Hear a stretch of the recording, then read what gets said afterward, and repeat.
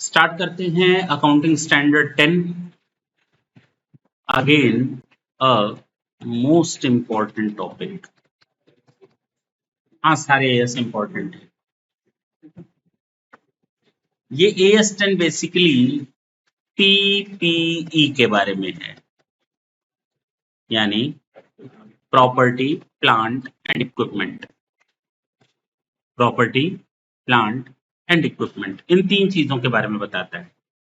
अगर आपको याद हो तो पहला अकाउंटिंग स्टैंडर्ड पहले हम लोग एएस 6 और एएस 10 देखते थे, नहीं जानते हैं तो समझ लें। एएस 6 बेसिकली डेप्रिसिएशन अकाउंटिंग के बारे में था और ये हमारा फिक्स एसेट की अकाउंटिंग थी, हाँ या ना। लेकिन अब इन दोनों को खत्म करके एक ही एएस आ गया and that is your PPE accounting standard 10। इसका मतलब क्या सर, आप ये बोलना चाहते हैं कि डेप्रिसिएशन भी हमारा एएस 10 से कवर हो जाएगा? हाँ, क्योंकि एएस 6 का अब अस्तित्व ही नहीं रहा, यानी उसकी आइडेंटिटी पूरी तरह से खत्म। यानी जो कुछ भी है एएस 10 में है। एएस 10 में ही हम लोग पीपीई यानी प्रॉपर्टी प्लांट एंड इक्विपमेंट के बारे में देखेंगे और साथ ही साथ डेप्रिसिएशन के बारे में देखेंगे। प्रॉब्लम क्या आती है बेसिकली, प्रॉब्लम है क्या, इश्यू है क्या? सबसे पहली चीज होती है कि किसको हम पीपीई माने और किसको पीपीई ना माने, यानी कौन सी चीजें एएस 10 में कवर होंगी और किन चीजों को हम एएस 10 में कवर नहीं करेंगे। पहली चीज, अगर हम इसको एएस 10 में कवर करेंगे तो इसको रिकॉग्निशन कितने पर दिखाएंगे, यानी कि इसको मेजरमेंट कितने पर किया जाएगा, मेजरमेंट एट रिकॉग्निशन। इसका मतलब क्या होता है? इसका मतलब है when you are just going to show these asset in your financial statement first time, जब आप पहली बार किसी एसेट को अपनी बैलेंस शीट में दिखाएंगे तो कुछ वैल्यू देंगे या नहीं देंगे, दैट इज योर मेजरमेंट। जब रिकॉग्निशन करने जाएंगे तो आप उसको किस वैल्यू पर रिकॉग्नाइज करेंगे, दैट इज इंपॉर्टेंट। और इस वैल्यू को जानने के बाद आप इस एसेट पर डेप्रिसिएशन चार्ज करेंगे नहीं करेंगे? करेंगे। ये दूसरा इश्यू जो हम लोग इस एएस से डील करेंगे। और साथ ही साथ इम्पेयरमेंट ऑफ एसेट की बात करेंगे। किसकी बात करेंगे? इम्पेयरमेंट ऑफ एसेट क्या होता है? अगर कोई एसेट 100 रुपए की है, हमने उस पर डेप्रिसिएशन आज तक लगाया 20 रुपए, तो उसकी बुक वैल्यू कितनी हो गई? लेकिन एक्चुअल में देखा जाए तो इसकी मार्केट में वैल्यू 50 रुपए ही है। हम जो बैलेंस शीट में एसेट डेप्रिसिएशन के बाद 80 पर दिखा रहे हैं, लेकिन एक्चुअल में उसकी मार्केट वैल्यू 50 है, या उस एसेट से मिलने वाला बेनिफिट केवल 50 होगा, उससे ज्यादा नहीं होगा। तो this is known as impairment. How much? 30। तो हम लोग जिस इस एएस में डील करेंगे, जरा ढंग से देखें। सबसे पहली चीज, रिकॉग्निशन क्राइटेरिया क्या होंगी, पीपीई क्या होगा, रिकॉग्निशन क्राइटेरिया क्या होगा, यानी कितने पर हम दिखाएंगे बैलेंस शीट में, हाँ या ना। हर साल फिर कैसे दिखाएंगे मेजरमेंट आफ्टर रिकॉग्निशन। एक बार एसेट बैलेंस शीट में दिख गई तो उसका फिर मेजरमेंट रेगुलरली कैसे होगा, बैलेंस शीट में कैसे होगा, हर साल की नेक्स्ट फाइनेंशियल ईयर्स में कैसे उसको मेजर किया जाएगा वो, और डेप्रिसिएशन कैसे चार्ज किया जाएगा। सर जो इम्पेयरमेंट है वो कहां पर है? इम्पेयरमेंट के लिए आपका अलग से एक अकाउंटिंग स्टैंडर्ड है।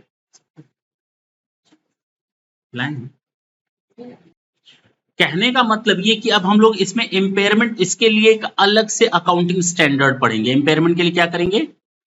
अलग से एक अकाउंटिंग स्टैंडर्ड होता है, यानी उसको यहां डील नहीं करेंगे। इम्पेयरमेंट ऑफ एसेट अगर नाम का भी आए तो उसके लिए एक अलग अकाउंटिंग स्टैंडर्ड है। चलिए आगे, पक्का? अच्छा, सबसे पहले पीपीई, ये रिवाइज वर्ड तुम लोग हटा देना। रिवाइज का मतलब ये अकाउंटिंग स्टैंडर्ड रिवाइज हुआ है, चेंज हुआ है।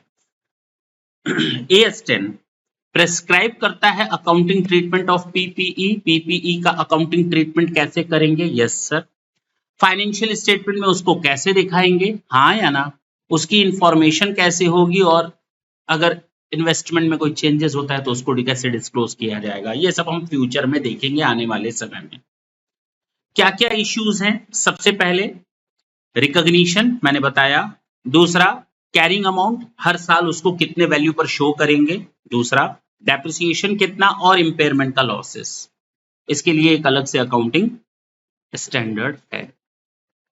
बोलो,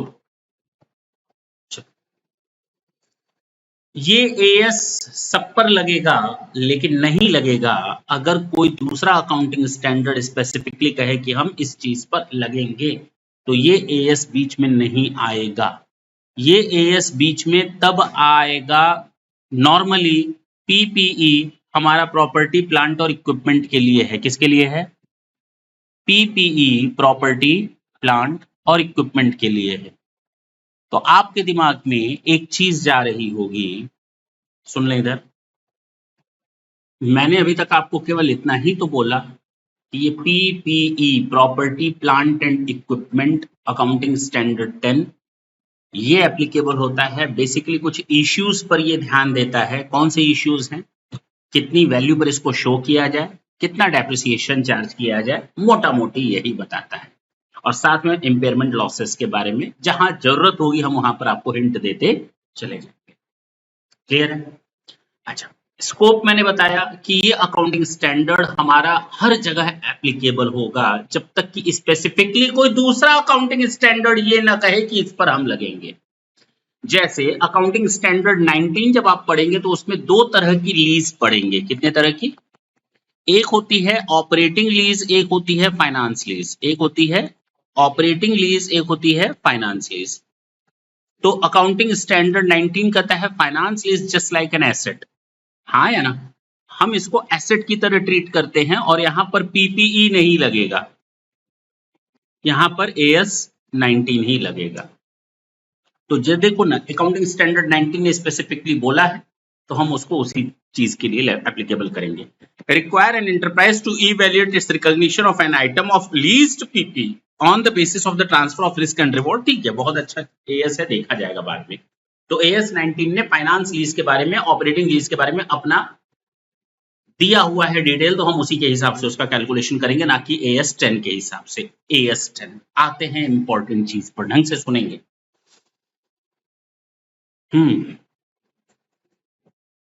सुन लो, एएस 10 डज नॉट अप्लाई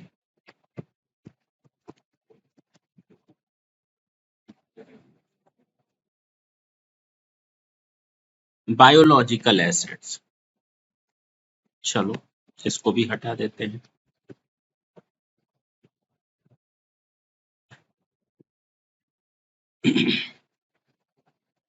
ढंग से सुनना, बायोलॉजिकल एसेट्स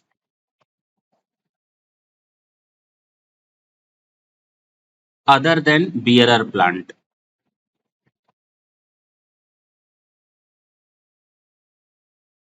तो सर बियरर प्लांट का क्या करेंगे? Biological assets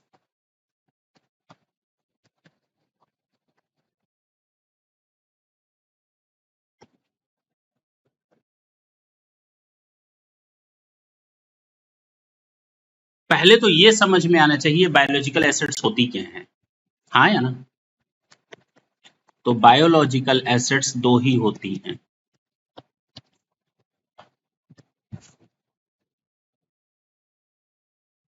living plant and animals. नहीं समझ में आई बात? बायोलॉजिकल एसेट्स मैं दिखाते भी जाऊं साथ साथ। लिविंग प्लांट और एनिमल ने क्या लिखा? लिविंग प्लांट, हमने क्या लिख दिया ऊपर? नहीं, उल्टा।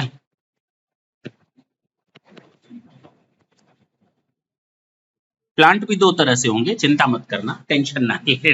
नहीं नहीं, प्लांट भी आएंगे, लिविंग प्लांट आएगा, चिंता ना करना। हाँ आएगा, आएगा आएगा आएगा, आने दो। तो लिविंग एनिमल्स, यहां मैंने उल्टा लिविंग प्लांट लिख दिया, लिविंग एनिमल्स एंड प्लांट। तो बायोलॉजिकल एसेट्स की डेफिनेशन है it is a living animal और प्लांट।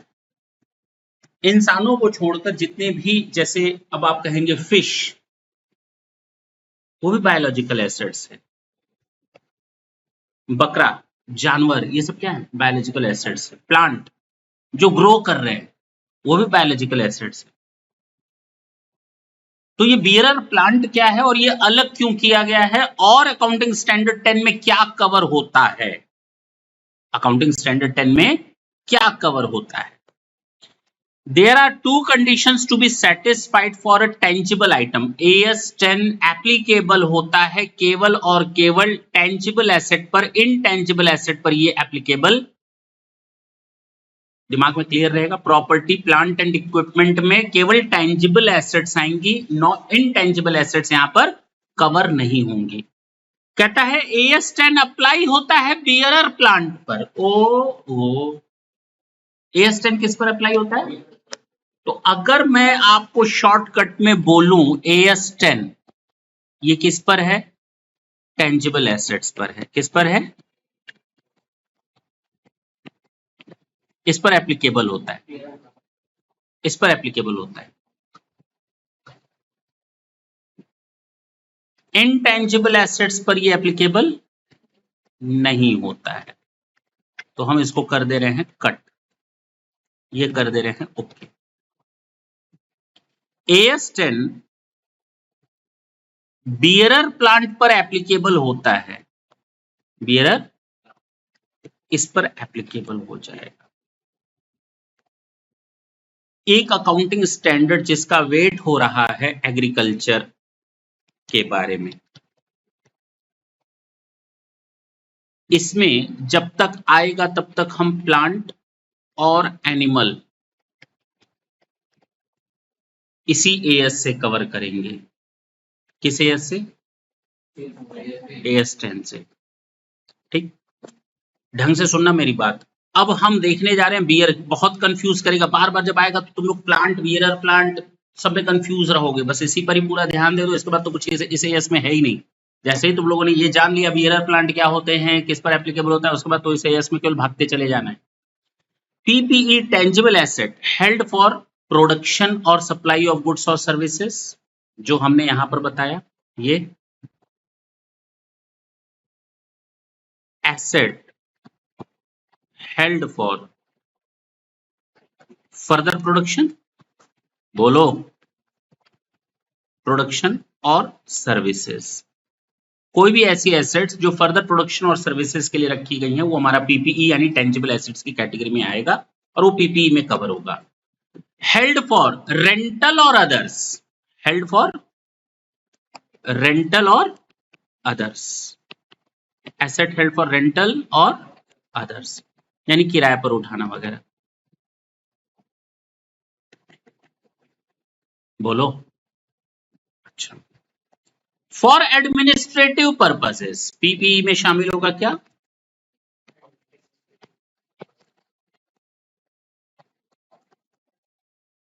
सर ये बात समझ में नहीं आई। रेंट, ये ऊपर वाला तो समझ में आ गया, प्रोडक्शन ऑफ गुड्स और सप्लाई ऑफ सर्विसेज। रेंट भी समझ में आ गया कि हमारे पास कोई मशीन है हम उसको रेंट पर देते हैं, दिस इज माय बिजनेस, हाँ या ना? अच्छा, एडमिनिस्ट्रेटिव पर्पस नहीं समझ में आया। ऑफिस देखते हो ना, ऑफिस में फर्नीचर होता है ना, उसका भी यूज तो इनडायरेक्टली हम आप ही के लिए कर रहे हैं। अगर कोई फैक्ट्री है, प्रोडक्शन के लिए फर्नीचर है फैक्ट्री प्रीमाइसेस के अंदर, लेकिन ऑफिस में भी तो फर्नीचर रखा हुआ है, तो इनडायरेक्टली वो फर्नीचर भी तो प्रोडक्शन में यूज हो रहा है।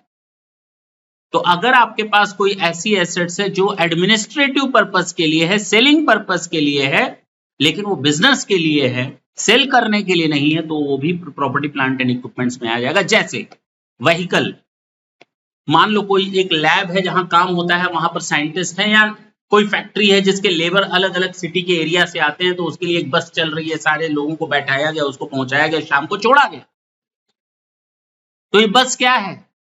PPE की कैटेगरी में आएगी ना, एडमिनिस्ट्रेटिव पर्पस के लिए है ना। अब वो वर्कर तो प्रोडक्शन का काम करेंगे, लेकिन उसको सपोर्ट कर रही है ना वो PPE, हाँ या ना?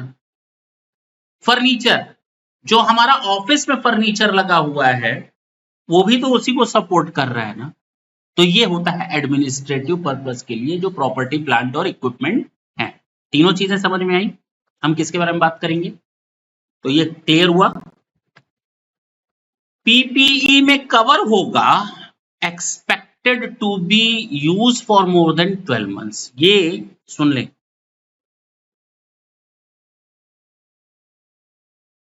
There are 2 conditions to be satisfied, यानी किसी एक कंडीशन को सेटिस्फाई नहीं करना।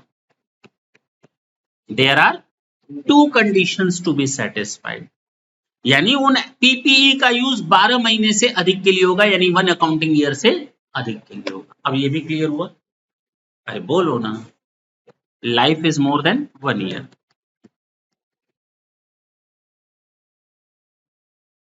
पक्का? अब चलिए आगे। बेसिक की एक चीज क्लियर हो गई, इंटेंजिबल एसेट पर नहीं लगेगा। हमारे सामने एक ही प्रॉब्लम बची, वो है देखो, मैंने यहां पर देखिए दे रखा है ऑफिस इक्विपमेंट क्या है, व्हीकल क्या है, दे रखे। हाँ है ना?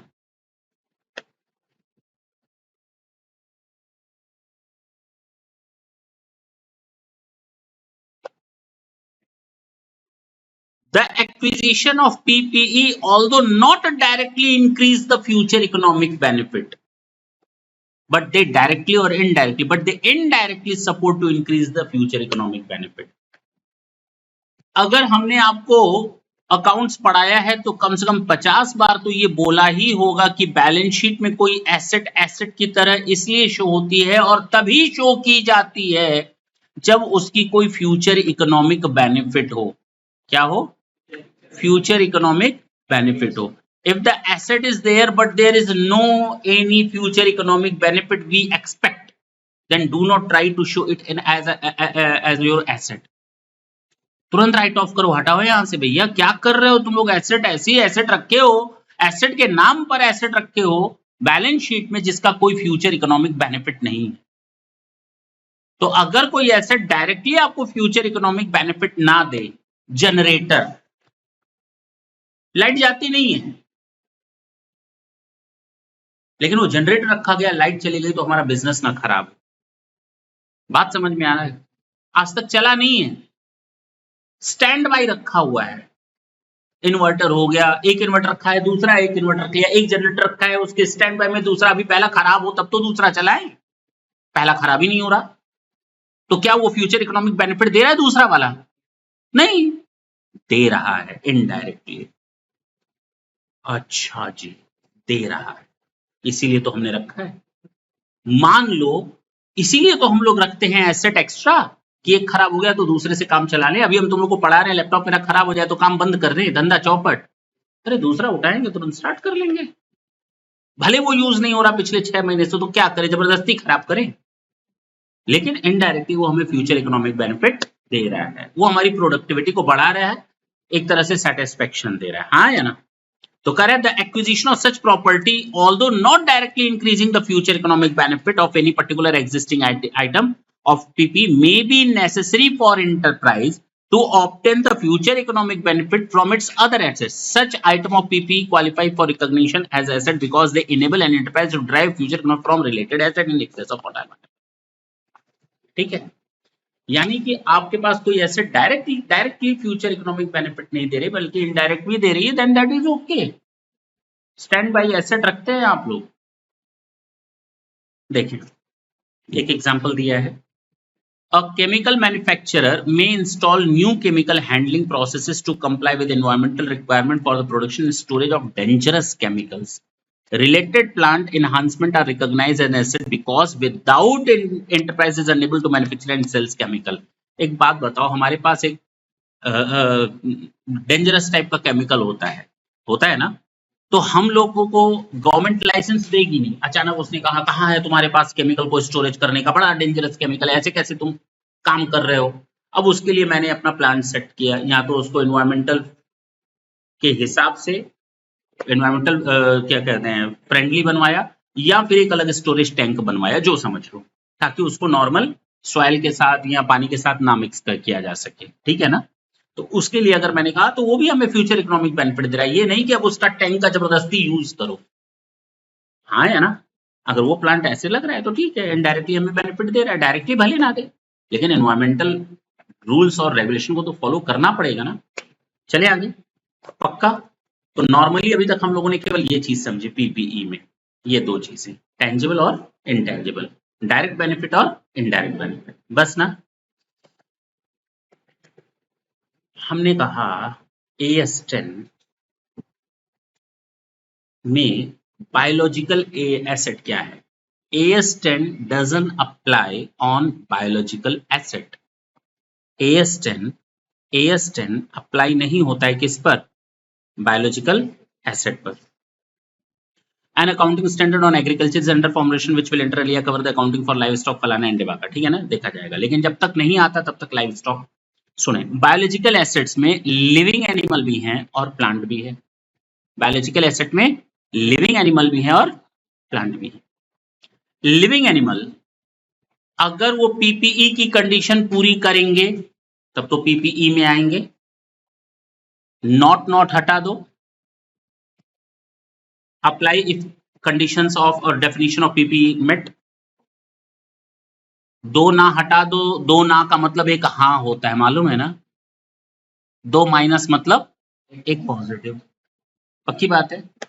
तो कहता है कि लिविंग एनिमल्स के ऊपर एप्लीकेबल होगा if definition of PPE is met. अगर डेफिनेशन ऑफ पीपीई मेट करता है तो अप्लाई होगा, अदरवाइज नहीं होगा। Plant, AS10 applies to bearer plant. Normally plant के ऊपर एप्लीकेबल नहीं होगा, केवल बियरर प्लांट के ऊपर एप्लीकेबल होगा। अब कहोगे सर हम कैसे पहचानेंगे ये बियरर प्लांट है या नहीं, है ना। ये होते हैं बियरर प्लांट। अब केवल इतने से पढ़ करके बीपी हाई हो जाएगा, नहीं समझ में आएगा। हम पढ़ेंगे बियरर प्लांट, इसको ये पूरा डिटेल पढ़ेंगे। ये बुक्स में नहीं दिया है कहीं पर भी, ये सब चार्ट वार्ट कहीं नहीं दिया है, लेकिन हमने डिटेल में इसलिए समझाया था कि समझ में आए। एग्जाम में फंसाना होगा तो बियरर प्लांट पर एक छोटा सा क्वेश्चन दे देगा बच्चा, टैं फिस। और इसको बहुत ही अंडर एस्टिमेट किया जाता है। जरा देखिए क्या है bearer plant. Bearer plants are plant that are used in the production of agricultural produce. ये वो प्लांट होते हैं, ये वो प्लांट होते हैं जिनका यूज होता है एग्रीकल्चरल प्रोड्यूस करने, यानी प्लांट फर्दर हमें बिजनेस करने के लिए कहता है। ठीक, अभी एग्जांपल देख रहे हैं। फल, आम का पेड़, आम दिया, अब अगले साल नहीं देगा। अच्छा देगा। एप्पल का इस बार दिया, अगले साल नहीं देगा, देगा। गुआवा का इस साल दिया, अगले साल नहीं देगा, देगा। हर साल हमें वो फायदा देगा। ये है बियरर प्लांट। गेहूं, धान बोलते हो क्या, चावल के लिए क्या कहते हो, धान बोलते हो, हमें नहीं मालूम है, उतना एग्रीकल्चर से हम दूर हैं।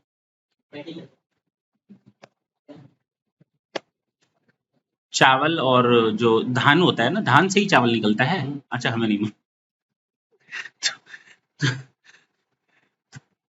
तो उसकी लाइफ क्या है, होगा उसको हटा दिया, जड़ से खत्म कर दिया, उसका फर्दर यूज नहीं होगा। मेरी बात समझ में आई। तो बियरर प्लांट नहीं है, वो एग्रीकल्चरल प्रोड्यूस है इटसेल्फ, वो बियरर प्लांट नहीं है। बियरर प्लांट किसको लोगे, जो हर साल हमें एग्रीकल्चरल प्रोड्यूस निकाल करके दे रहा है। अरे बोलो ना, इसी को हम कहेंगे बियरर प्लांट। तो bearer plant are plant that are used in the production of agricultural produce. They are typically long lived and provide a source of future economic benefit. Some example fruit trees, coffee bushes and tea plant जो कई साल तक चलते हैं। अब बात समझ में आई, ये हमारे bearer plant है और इन पर AS10 लगता है, इन पर AS10 लगता है। When bearer plant are no longer used, जिस दिन वो पेड़ हमारे किसी काम के नहीं रहे, अब हमें लगता है फ्यूचर में ये हमें बेनिफिट नहीं देंगे, they might be cut down, उनको काट दिया जाएगा और sold as scrap, use as पायरोट। Such incidental scrap sales would not prevent the plant from satisfying the definition of bearer plant. अब उनको बियरर प्लांट नहीं बोलेंगे, जब तक वो हमें फ्यूचर इकोनॉमिक बेनिफिट देंगे they will fall under the category of bearer plant. अब याद रहेगा, जरा देखो, these biological assets are not bearer plant, ये बियरर प्लांट नहीं है। पहला, एग्रीकल्चरल प्रोड्यूस, अब जैसे आम का पेड़ है, आम आया तो आम क्या है, एग्रीकल्चरल प्रोड्यूस है, पेड़ उसका बियरर प्लांट है और वो दे रहा है हमें एग्रीकल्चरल प्रोड्यूस आम, तो ये आम पर एप्लीकेबल नहीं होगा। बात समझ में आई? अरे हाँ या ना, पेड़ पर एप्लीकेबल होगा ये स्टेम, इस आम पर नहीं लगेगा। अरे हाँ भाई, अब क्लियर हुआ? अमरूद का पेड़ है तो अमरूद उसका एग्रीकल्चरल प्रोड्यूस है, लेकिन अमरूद का पेड़ और अमरूद अलग है। अमरूद उसके लिए क्या है, एग्रीकल्चरल प्रोड्यूस है, और अमरूद का पेड़ क्या है, बियरर प्लांट है। अब क्लियर है? जैसे agricultural produce is the harvest, अब एग्रीकल्चरल प्रोड्यूस क्या होते हैं, यही मैंने कहा ना, harvested product of biological asset such as fruit, vegetables and meat, ये क्या है हमारे लिए, एग्रीकल्चरल प्रोड्यूस है। हाँ या ना? Agricultural produce is not bearer plant because it is not use for the production of further asset. अब बात समझ में आई? अरे हाँ या ना, non agricultural plant, non agricultural plant such as ornamental plant, अब हल्दी का पेड़ पौधा लगाओ, यानी ऑर्नामेंटल जो औषधि से रिलेटेड होते हैं, and trees are not bearer plant because they are not in used in the production of agricultural produce. Bearer plant वही होते हैं जो एग्रीकल्चरल प्रोड्यूस करते हैं, खुद तो बियरर प्लांट होते हैं, देते हमें एग्रीकल्चरल प्रोड्यूस है। और जो प्लांट होते हैं, दिखने में एग्रीकल्चरल प्रोड्यूस होते हैं, लेकिन वो बियरर नहीं होते। अच्छा फिर से समझो, not bearer plant because they are not use in the production of agriculture, वो दे तो रहे हमको एग्रीकल्चरल इनडायरेक्टली, लेकिन वो एग्रीकल्चरल नहीं, क्योंकि वो ऑर्नामेंटल है, औषधि में यूज होंगे। ठीक है ना? तो ये बियरर प्लांट नहीं है, तो ऑर्नामेंटल प्लांट हमारे बियरर प्लांट नहीं। अब क्लियर हुआ? नॉन लिविंग प्लांट, अच्छा थोड़ी देर पहले मैंने यही लिखा था ना, यही गड़बड़ हुई थी। Non living plant, this include plant that are not alive, plant जो अब जिंदा नहीं है, such as trees that have been felled, जो गिर गए आंधी तूफान में, और plant that have been killed by disease, यानी पेड़ों में भी आत्माएं होती, इसका मतलब ये हुआ। ठीक है ना? नॉन लिविंग प्लांट्स हटाएं, इनको भी हम ये नहीं बोलेंगे बियरर प्लांट। बियरर प्लांट वो जो प्रोड्यूस करते हो, हमारे लिए एग्रीकल्चरल प्रोड्यूस करते, वही बियरर प्लांट होंगे। ऑर्नामेंटल को शामिल नहीं किया गया और नॉन लिविंग प्लांट को भी बियरर प्लांट नहीं माना गया। आगे चले, प्रोडक्ट्स ऑफ बियरर प्लांट, वही आम है, लेकिन आम का पेड़ बियरर प्लांट है, लेकिन आम हमारे लिए बियरर प्लांट नहीं है। The product of bearer plants such as fruit and vegetable are not bearer plant. Instead, they are classified as agricultural produce and are subject to the same accounting treatment as other agricultural produce. Crops, खेती, वो हर साल change होती रहती है, हटाते हैं पूरी की तब पूरी तरह, गन्ने का पेड़ पूरा नीचे से हटा दिया, खत्म। हाँ या ना? पक्की बात है ना? तो ये क्या है, बियरर प्लांट नहीं होते ये। टिम्बर, अब कुछ पेड़ ऐसे होते हैं जैसे ओक, पाइन, ये सब क्या है, जिनको लगाया ही इसलिए जाता है कि इसको काटना है, और बड़ी तेजी से ग्रो करते हैं, स्ट्रांग होते हैं, बड़ी तेजी से ग्रो करते हैं, और उसके बाद उसका यूज क्या होता है, एग्रीकल्चरल प्रोड्यूस में नहीं होता, उसको लगाया इसलिए जाता है कि उसको जैसे बाकी खेती को काट कर खत्म किया जाता है, उस तरह उस पेड़ को भी। हाँ या ना? Livestock are animals that are raised for their meat, milk or eggs. They are not considered as bearer plant. ठीक? Fish are animals that are raised in pond or tank for their meat. They are not considered as bearer plant. ठीक? जरा देखो, fruit और trees क्या होंगे, bearer plant होंगे। हाँ या ना? फ्रूट और ट्रीज नहीं, फ्रूट ट्रीज, लेकिन इनके फ्रूट्स वो agricultural produce. Coffee bushes, yes, tea bushes भी इसी में लिख देना। Agricultural produce no, non agricultural plant no, जैसे ऑर्नामेंटल बताया था ना।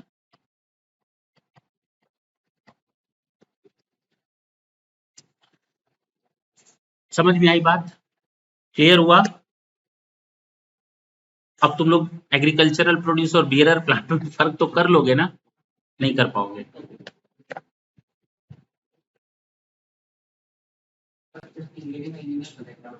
आ रहे agricultural activity is the management. अब सुनना ढंग से, एग्रीकल्चरल एक्टिविटी क्या होती है? इसी एग्रीकल्चरल एक्टिविटी से हमारा बायोलॉजिकल एसेट्स जनरेट होता है।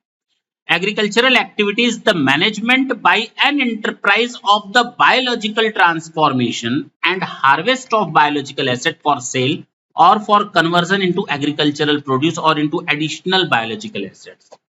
एक biological asset से हम दूसरी biological assets क्या होती है? Living animals and plant, यही तो बताया, इसके अलावा कुछ नहीं बताया। bearer plant इसमें हो भी सकता है और नहीं भी हो सकता, पक्की बात है ना? तो कहता है कि agricultural activities is the management by an enterprise of the biological transformation and harvest of the biological assets. Biological assets में क्या आते हैं? बायोलॉजिकल एसेट्स में क्या आते हैं? Living animal and plant.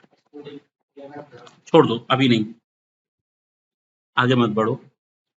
तो कहता है बायोलॉजिकल ट्रांसफॉर्मेशन होता है, ये एग्रीकल्चरल एक्टिविटीज होती हैं।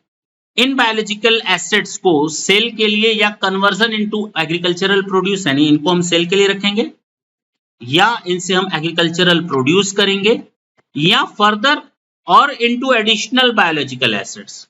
इन बायोलॉजिकल एसेट्स से दूसरी बायोलॉजिकल एसेट्स बनेंगे, ठीक है ना? Agricultural produce is the harvested produce or of biological assets of the enterprise. Bearer plant is a plant बता दिया। Bearer plant वो होते हैं, ये डेफिनेशन दी है S10 में आपके। Bearer plant is a plant that is used in the production or supply of the agricultural produce. अब समझ में आ रहा है? आम का पेड़, अच्छा, is expected to bear produce for more than a period of 12 months. 12 महीने से अधिक होता है। कंडीशन पूरी सेट कर रहा है ऊपर PPE वाली। Has a remote likelihood of being sold as agricultural produce. इसको हम एग्रीकल्चरल प्रोड्यूस की तरह इसके प्रोड्यूस को सेल कर सकते हैं, except for incidental scrap sales. अगर पेड़ ही गिर जाए या उसको काट दिया जाए या वो अब नॉन लिविंग रह गया तो वो हमारा एग्रीकल्चरल बेरर प्लांट नहीं रहेगा, ठीक है? फिर से देखो एक बार शुरू से, एक ये भी देख लेते हैं। ये दो इंपॉर्टेंट है, ये भी आपके बुक में नहीं है, ठीक है? A farmer grows a crop of wheat. सुन लो, जो मैंने एग्रीकल्चरल एक्टिविटीज का भी डेफिनेशन दिया ना ट्रांसफॉर्मेशन का, ये पूरा उसको कवर करेगा सारे पॉइंट्स को। फिर दोबारा जब एग्रीकल्चरल एक्टिविटीज की डेफिनेशन देखेंगे तो समझ में आएगा। सुनो क्या है, a farmer grows a crop of wheat, the wheat is a biological asset. हाँ, प्लांट है, and it undergoes biological transformation as it grows and matures. Wheat की खेती कर रहा है, गेहूं की, बन गया वो हमारा क्या? Plant. Once the wheat is mature, it is harvested. अब गेहूं बन गया तो अब उसको निकालो, हटाओ। ये बायोलॉजिकल एसेट तो है लेकिन बियरर प्लांट नहीं है, ये कंफर्म है? बायोलॉजिकल एसेट है लेकिन बियरर प्लांट की कैटेगरी में नहीं आएगा, ये तो कंफर्म हो गया। Once the wheat is mature, it is harvested and converted into additional biological assets. इससे फ्लोर और ब्रेड बन गया, एक नया बायोलॉजिकल एसेट बन गया। उसी गेहूं को पीस करके हमने क्या बना दिया? फ्लोर। और उसी फ्लोर को यूज करके क्या बना दिया? रोटी। तो ट्रांसफॉर्मेशन हो रहा है ना बायोलॉजिकल एसेट्स का। पहले हार्वेस्टिंग किया, व्हीट आया, हाँ या ना? और उस व्हीट को फिर मैंने क्या किया? आटा बनाया। आटा बनाने के बाद क्या किया? रोटी बनाई। The flour and bread are then used to make other product. कभी कभी उस ब्रेड को, आटे को क्या करते हैं? फैक्ट्री वाले ले जाते हैं, क्या बनाते हैं? कुकीज बनाते हैं, केक्स बनाते हैं, पेस्ट्रीज बनाते हैं। अब बात समझ में? तो ट्रांसफॉर्मेशन हो रहा है बायोलॉजिकल एसेट का एक से दूसरे में। In this example, the biological asset wheat is harvested and converted into additional biological asset. यानी हमारे लिए बायोलॉजिकल एसेट क्या है? वीट। और एडिशनल बायोलॉजिकल एसेट क्या है? फ्लोर। बोलो। The flour and bread are then used to make other products, cakes and pastries. This is an example of how biological assets can be used to create additional economic values. अब इससे हम फिर एक additional biological assets बनाएंगे क्या? Cakes and pastries. बात समझ में आई? क्लियर हुआ? एक दूसरा एग्जाम्पल भी नीचे दिया हुआ है. A dairy farmer milks a cow. The milk is biological asset and it undergoes biological transformation, processed and packaged. The milk is then used to make other products such as cheese and butter. ठीक है ना? बोलो. आगे तुम लोग को सुनने को मिलेगा लंबर ट्रीज. कौन सा ट्रीज? नए नए नाम है. लंबर ट्रीज वही जो मैंने बताया कि ऐसे पेड़ जिनका पर्पस ही होता है, जैसे देवदार के पेड़ हो गए या बलूत के पेड़ हो गए, इनको लगाया ही इसलिए जाता है ताकि इनको काटा जा सके, ताकि इसका यूज केवल इसी पर्पस के लिए होता है, लकड़ी निकालने के लिए. और इसका कोई यूज जो बहुत जल्दी बढ़ते हैं, फास्ट ग्रो करते हैं, और इनका पर्पस ही होता है इनको काट करके बेचना. अब बात समझ में आई? तो कहता है trees grown for the purpose of harvesting their wood for use as lumber are called lumber trees. These trees are typically fast growing and have straight strong trunks. Some of the most common types of lumber trees are pine and oak. Clear हुआ कि अभी भी इसमें कोई doubt नहीं है? आया ना? अब अगर हम आपको शुरू से बताएं, अब देखो कितनी आसानी से समझ में आएगा. पीपीई बेसिकली अकाउंटिंग स्टैंडर्ड 10 हमारा एप्लीकेबल होता है प्रॉपर्टी प्लांट एंड इक्विपमेंट पर. ये वो प्रॉपर्टी प्लांट एंड इक्विपमेंट होती हैं जो टेंजिबल होती हैं, इनटेंजिबल पर एप्लीकेबल नहीं होता. हमारा AS 10 बियरर प्लांट पर भी एप्लीकेबल होता है. अब बात आती है बियरर प्लांट क्या होते हैं, तो समझ में ये आया एग्रीकल्चरल प्रोड्यूस का ही पार्ट होते हैं. यानी कि अगर हमने ट्रीज लगाए हैं एग्रीकल्चरल प्रोड्यूस लेने के लिए, ट्रीज लगाए हैं एग्रीकल्चर प्रोड्यूस लेने के लिए, और इन ट्रीज की लाइफ 1 साल से अधिक होती है, फ्यूचर इकोनॉमिक बेनिफिट होता है, तो उनको हम AS 10 के हिसाब से कवर करेंगे. एनिमल्स जो हार्वेस्टिंग के लिए यूज होते हैं, इनका भी फ्यूचर इकोनॉमिक बेनिफिट्स होता है. इनकी भी लाइफ 1 साल से अधिक होती है. इनका यूज हम अपने एग्रीकल्चरल एक्टिविटीज में करते हैं. बात समझ में आई? तो वो भी इसमें शामिल होंगे. अच्छा, बियरर प्लांट ही शामिल होंगे, लेकिन अगर उस बियरर प्लांट की लाइफ खत्म हो चुकी है तो उसको हम शामिल नहीं करेंगे. अगर हम आम का पेड़ लगाए हैं और आम के पेड़ को काट करके हम उसको बेच रहे हैं, तो वो यहां शामिल नहीं होगा, क्योंकि उसकी कोई फ्यूचर इकोनॉमिक बेनिफिट अब नहीं है. अब क्लियर हुआ? भले वो पहले क्या था, बियरर प्लांट था. हाँ या ना? चल सकते हैं आगे? पक्का? अब तो इसमें कहीं कोई दिक्कत नहीं आएगी ना? एग्जाम्पल देख लो एक बार. ये चार्ट कहाँ गया? एग्रीकल्चरल एक्टिविटी अभी अभी बताया. एग्रीकल्चरल एक्टिविटी इस तरह का मैनेजमेंट होता है जो बायोलॉजिकल ट्रांसफॉर्मेशन कर देता है सेल करने के लिए, conversion into additional agricultural produce और इनटू एडिशनल बायोलॉजिकल एसेट. ये एग्रीकल्चरल एक्टिविटी क्या होती है? यहाँ तो एग्रीकल्चरल प्रोड्यूस देगा, यहाँ तो एडिशनल बायोलॉजिकल एसेट्स देगा. ठीक है ना? आगे चलें? पक्का?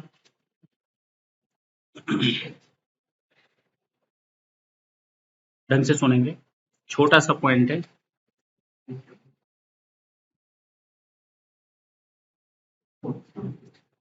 छोटी छोटी एसेट्स हैं. कितनी छोटी छोटी प्रॉपर्टी प्लांट एंड इक्विपमेंट हैं. Individually they are insignificant value, they are having insignificant value.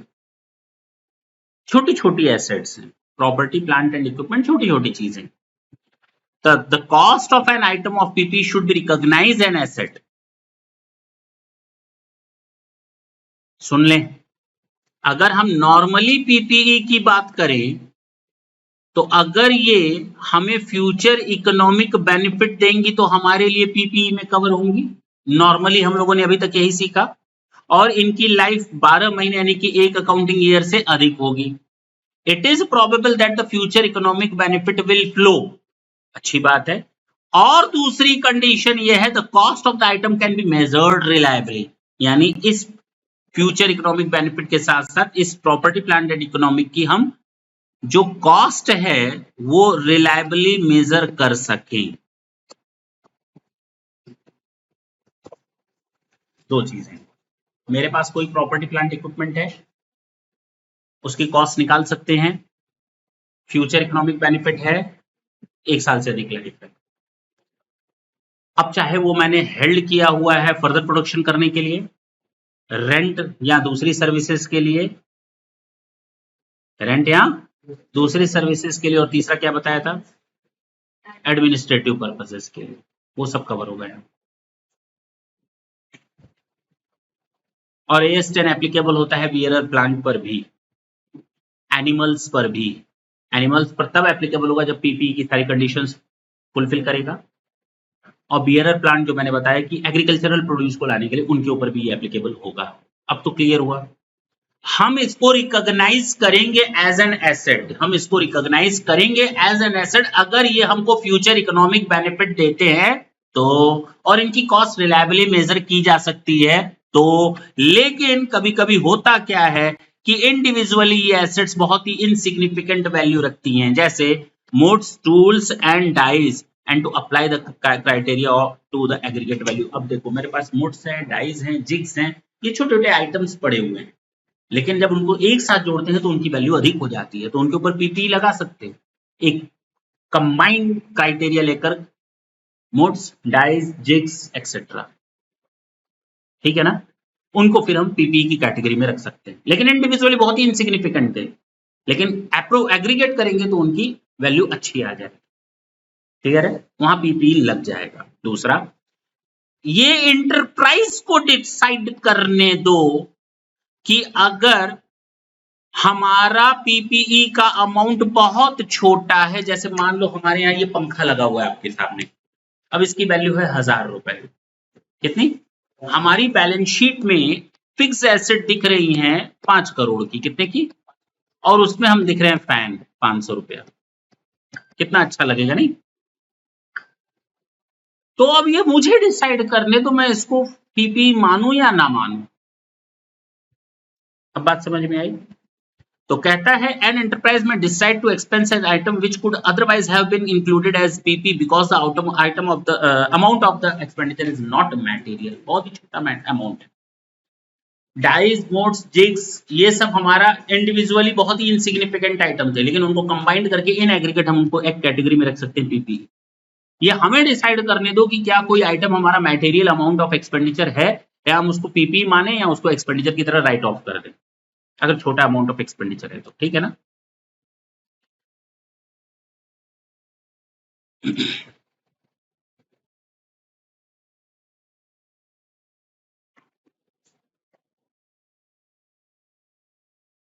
सुने ढंग से, हम ये बीच में 2 पॉइंट हटा करके हम डायरेक्ट इस पर आ रहे हैं।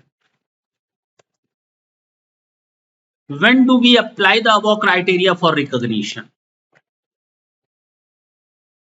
देखें इधर, इधर देखें भाई, मैंने अभी क्या पढ़ाया, recognition criteria. When do we apply the above criteria for recognition? कब हम इसको अप्लाई करेंगे, हमने खर्च किया और ये मेरा पहला साल है, इसको हम कहते हैं initial recognition. First time in the balance sheet you are going to recognise as an PPE, as a PPE। किसी PPE को आप फर्स्ट टाइम अपने फाइनेंशियल स्टेटमेंट में रिकॉग्नाइज करने जा रहे हो, फर्स्ट टाइम। और उसके बाद हर साल हम उसको देखेंगे सब्सिक्वेंटली। कॉस्ट कब लगी, अगले साल, कॉस्ट कब लगी, अगले साल, तो उसको भी रिकॉग्नाइज करें, एसेट में जोड़े या नहीं। पहला साल है, कॉस्ट लगी, बैलेंस शीट में दिखाएंगे, किस वैल्यू पर दिखाएंगे वो आगे देखेंगे। अगले साल फिर खर्च हुआ मान लो उस एसेट पर, उसको उस कॉस्ट का हिस्सा बनाएं या ना बनाएं, उसको अलग से एसेट माने या अलग से खर्चा मान लें। खर्चा कब होता है, पहले साल या बाद के साल में। पहले साल खर्चा हुआ, PPE की कैटेगरी में आया, तो बैलेंस शीट में किस वैल्यू पर दिखाएंगे। पहले ये प्रॉब्लम आएगी, बैलेंस शीट की किस वैल्यू पर दिखाएंगे, आगे डील करेंगे, आया। दूसरे सालों पर अगर खर्चा होगा तो उसी वैल्यू में जोड़ेंगे उसकी एसेट्स में, या उसको अलग एसेट मानेंगे, या उसको एसेट मानेंगे ही नहीं। ये भी प्रॉब्लम आई ना, ये हम लोग देखें। बोलो। अच्छा, मेजरमेंट ऑफ पीपीई। मेजरमेंट का मतलब रिकॉग्नाइज करना, वैल्यू डिसाइड करना। क्या करना? मेजरमेंट का मतलब वैल्यू रिकॉग्नाइज करने मतलब दिखाना, कितनी वैल्यू पर दिखाएं, मेजर करें। Measurement at recognition, after recognition, इनके ये मॉडल हैं, हम बाद में डिस्कस करेंगे, उसकी चिंता मत करो, ठीक है ना। छोटा सा पॉइंट जो अभी छूटा है, बोले। Treatment of spare part, stand by equipment and servicing equipment. मैंने बता दिया अभी थोड़ी देर पहले, बातों बातों में बता दिया था। स्टैंड बाय जो अगर हमें फ्यूचर इकोनॉमिक बेनिफिट दे तो, डायरेक्टली ना दे, इनडायरेक्टली ही दे दे। If they meet the definition of PPE, भले ही वो एक्टिव यूज होते हों या ना होते हों, उससे कोई फर्क नहीं पड़ता, उनको हम पीपीई की तरह दिखाएंगे। If they do not meet the definition, such items are classified as inventory. इसको याद रखना, ये लास्ट लाइन को जरूर याद रखना। इसमें इंपॉर्टेंट क्या है? दूसरा वाला। पहला कि अगर वो पीपीई की रिक्वायरमेंट को या कंडीशंस को मीट आउट करते हैं तब तो AS10 के हिसाब से, अगर नहीं मीट आउट करते तो उनको हम AS2 के हिसाब से रिकॉग्नाइज करेंगे इन्वेंट्रीज की तरह। इन्वेंट्रीज में मैंने आप लोग को बताया था stock, spare parts and used tools. बात समझ में आई? बस कुछ इसमें पूछना हो तो पूछ लो। बता तो दिया, एनिमल्स हमारे AS10 की कैटेगरीज में आते हैं।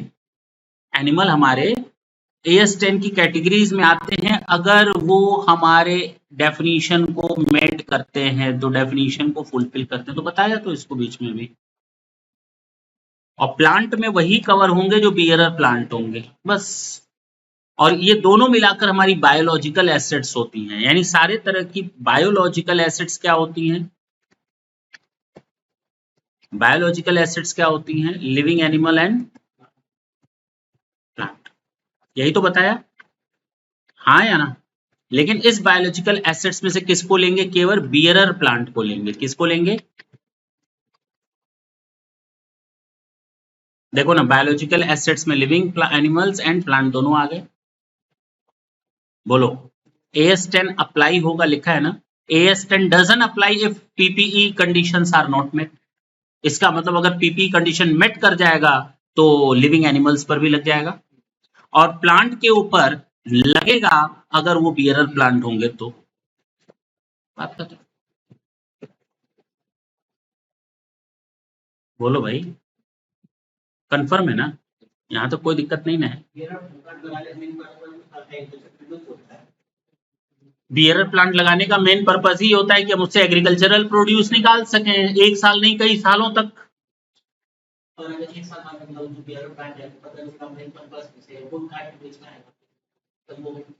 अगर आपका पर्पस किसी पेड़ को लगाने का, उसको काट करके मार्केट में बेचना है, तो वो बियरर प्लांट की कैटेगरी में नहीं आएगा। बात खत्म हो गई। नॉन लिविंग एनिमल्स और नॉन लिविंग प्लांट, ये आपके बियरर प्लांट की कैटेगरीज में है। फिश आपका बियरर प्लांट की कैटेगरी में नहीं आएगा। क्या क्या? हाँ, बिल्कुल आएगा।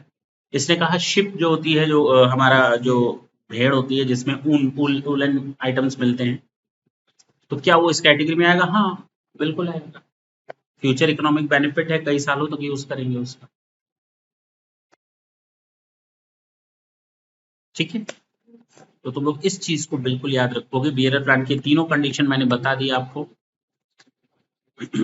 अगर पेड़ नॉन लिविंग है या उसको काट करके फेंकना है या उसको बेचना है, उसको शामिल नहीं करेंगे बियरर प्लांट में। बस हो गया, इतनी चीजें तुम लोग करके आओगे। अब हमें केवल इसमें ये पढ़ना है कि कितनी वैल्यू पर इसको रिकॉग्नाइज करें फर्स्ट ईयर में और सब्सिक्वेंट ईयर्स में। बस अब हमारी रिकॉग्निशन क्राइटेरिया पर हम लोग पहुंच गए हैं, और यहीं से आपका एक्चुअल पीपीई स्टार्ट होगा। आज तो केवल डेफिनेशन का टाइम है।